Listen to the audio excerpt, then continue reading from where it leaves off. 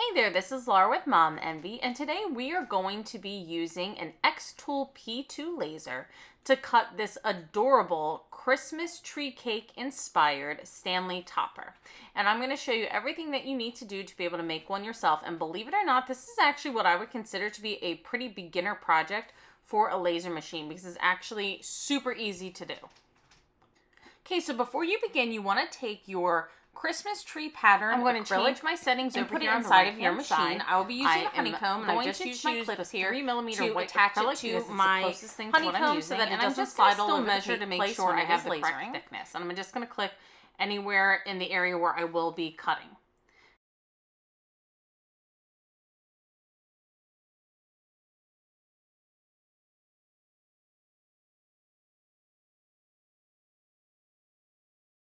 The next step is we're going to insert our image, click on the upper left hand side where it says image, and you're going to find wherever you've downloaded my free files.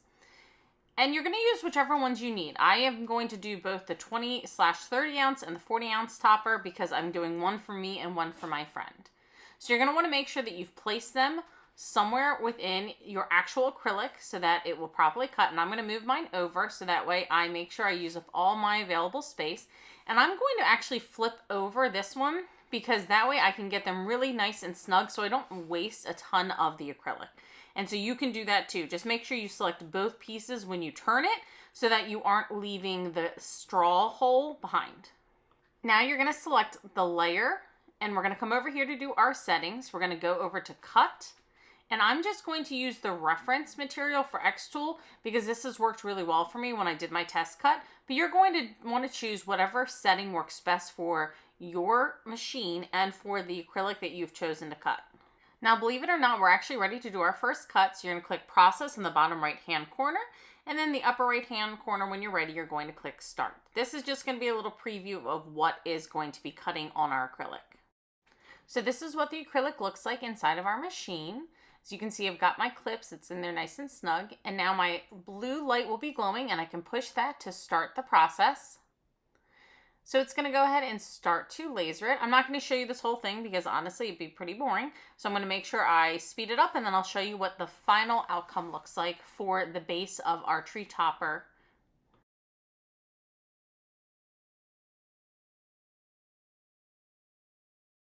And this is what our first step looks like.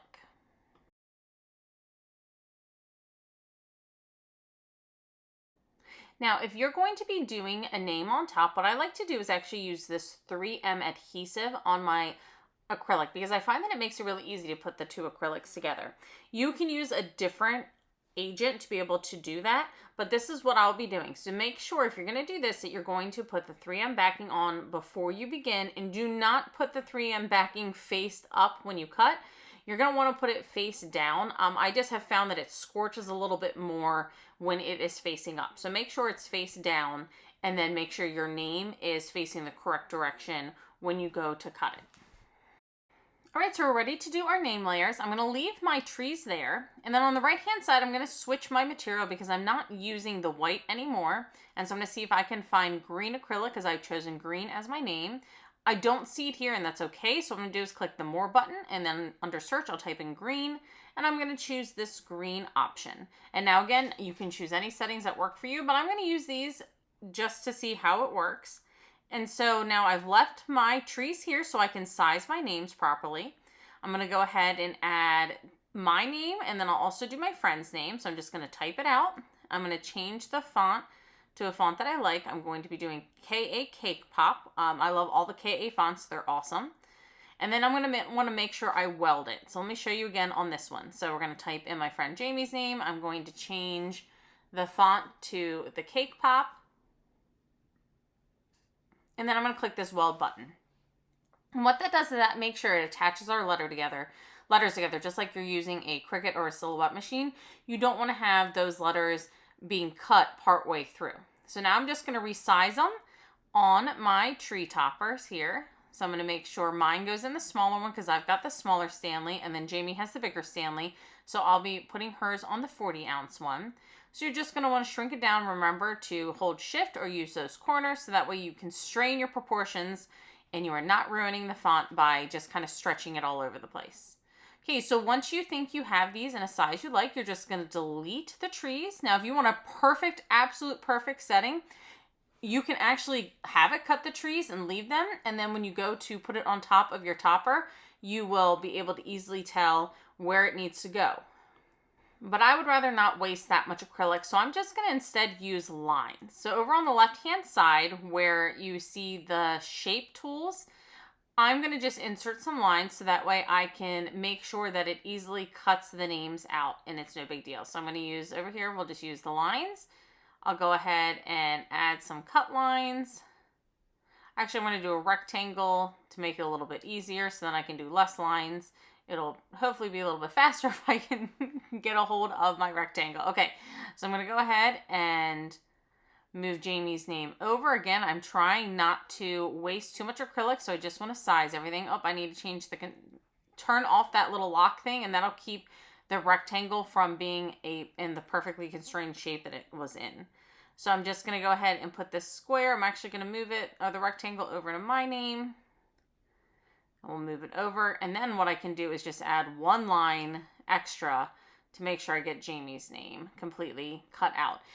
Now the reason I do this is it actually makes it really easy to put my name onto my topper because it almost makes it like a puzzle, and I keep my letters inside of the cut out acrylic, and then I flip it over and I peel the backing off of just the letters, and then I put the entire thing on top of my topper. And then I just kind of push down and I can pull off the excess acrylic, leaving just the letters behind. And now see, this is where I mess up because I never went and changed my cut settings. And so this was set to score. So you're going to see when I go to do this again, I'm going to show you what my actual settings look like. You will see that this was placed there and I've had to move my names into a different location because I accidentally scored and wasted acrylic because I was doing it too quickly and not paying close enough attention. So don't be like me and don't waste acrylic. Okay, so before your cut, you're going to want to do your settings. So you're going to highlight the names, you're going to go over here and you're going to select cut. And I'm just going to use the reference point that the machine already has set up. Then once you've done your cut settings, you're going to click process on the bottom right hand side. It's going to load a preview of what it looks like, and then you will hit start when you're ready to begin your cut. So this is what my acrylic looks like inside of my bed. My blue light is glowing, so I'm going to go ahead and push that button to start my cutting process.